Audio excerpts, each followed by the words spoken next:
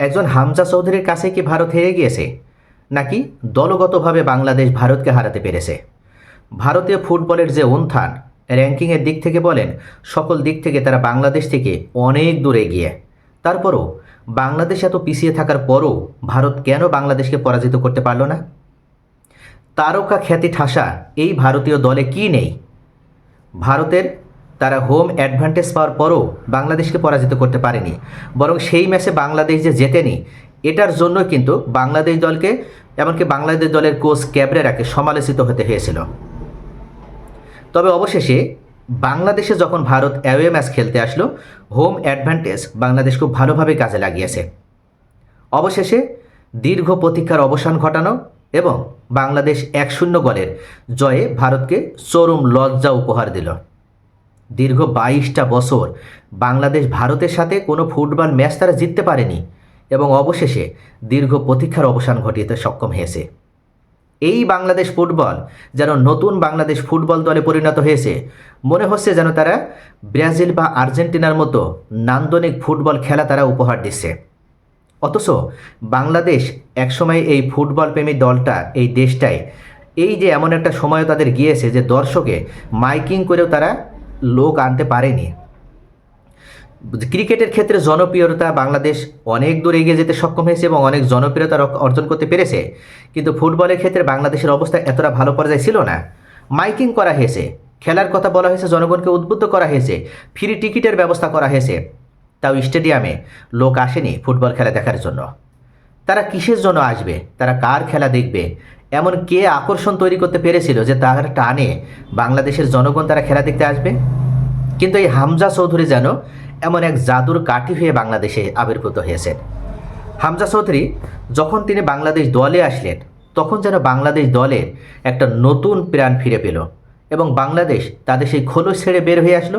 তাদের সেই দীর্ঘদিনের অলস জীবন তারা কাটিয়ে যেন তারা এক নান্দনিক জীবনে তারা প্রবেশ করলো, তারা এক সান্দিক জীবনে প্রবেশ করলো। একের পর এক অসাধারণ ফুটবল কৌশী উপহার দেওয়ার মাধ্যমে তারা এবার এশিয়ান যে বাছাই পর্ব, সেখানে তাদের ফেভারিট তকমা তারা অর্জন করতে সক্ষম হয়েছে। যদিও তাদের একমাত্র জয় শুধু ভারতের সাথে, কিন্তু তারা সিঙ্গাপুর এমনকি হংকংয়ের বিরুদ্ধেও তারা ড্র করতে সক্ষম হয়েছে, এমনকি তাদেরকেও তারা নাড়িয়ে দিতে সক্ষম হয়েছিল। বাংলাদেশের বিরুদ্ধে সিঙ্গাপুর এবং হংকং জয় পেলেও অনেক কষ্টার্জিত জয় পেয়েছিল।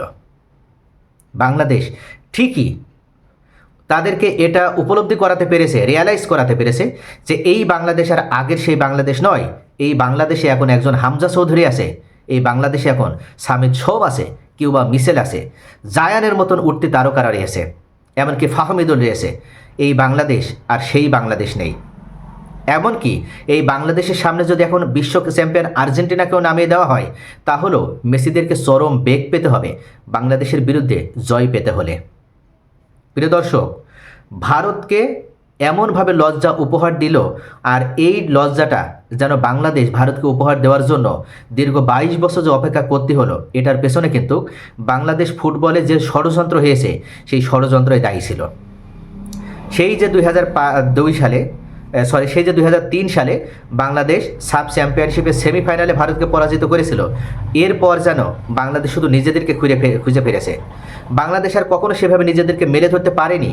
বাংলাদেশ আর কখনো সেইভাবে এমন পর্যায়ে নিজেদেরকে নিয়ে যেতে পারেনি যেখান থেকে তারা ভারতকে শুধু নয়, অন্যান্য যে নেপাল, মালদ্বীপ, তাদেরকে পরাজিত করতে সক্ষম। অথচ এখন তারা দক্ষিণ এশিয়ায় ফেভারিট, শুধু তাই নয়, তারা দক্ষিণ এশিয়ায় সব থেকে শক্তিশালী ফুটবল টিমে পরিণত হয়েছে। আর হামজা চৌধুরী আসার পরেই বাংলাদেশের এই পরিবর্তনটি হয়েছে। কেননা হামজার হাত ধরে, হামজার দেখা দেখি আরও অন্যান্য বাংলাদেশি যে বিশ্বখ্যাত ফুটবলাররা রয়েছে, যারা কানাডায় খেলিয়ে ইংলিশ লিগে খেলছে, তারাও কিন্তু ইতিমধ্যে বাংলাদেশ দলে চলে আসছে।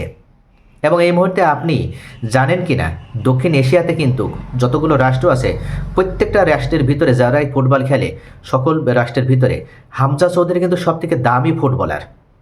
এমনকি তিনি ফুটবলার হিসেবে শুধু তাই নয়, তিনি ইংলিশ লিগে খেলেন এবং সরাসরি ইংলিশ প্রথম লিগে খেলেন, প্রথম ডিভিশন ফুটবল যেটা, সেখানে তিনি খেলেন, তিনি লেস্টার সিটির হয়ে খেলেন। এই হামজা চৌধুরী তিনি দক্ষিণ এশিয়ার সবার উপরে রয়েছে, তিনি সকল দিক থেকেই রয়েছে। তো প্রিয় দর্শক, এখনকার বাংলাদেশকে অবশ্যই আপনাকে সমীহ করতে হবে, শুধু ভারত নয়, আপনি যে দেশের প্রতিনিধি হন না কেন, বাংলাদেশের সাথে খেলতে আসলে সহজেই যে বাংলাদেশের বিরুদ্ধে আপনি জয় তুলে নিতে পারবেন, এই টেন্ডেন্সি, এই মেন্টালিটি আপনাকে ঝেড়ে ফেলে দিতে হবে।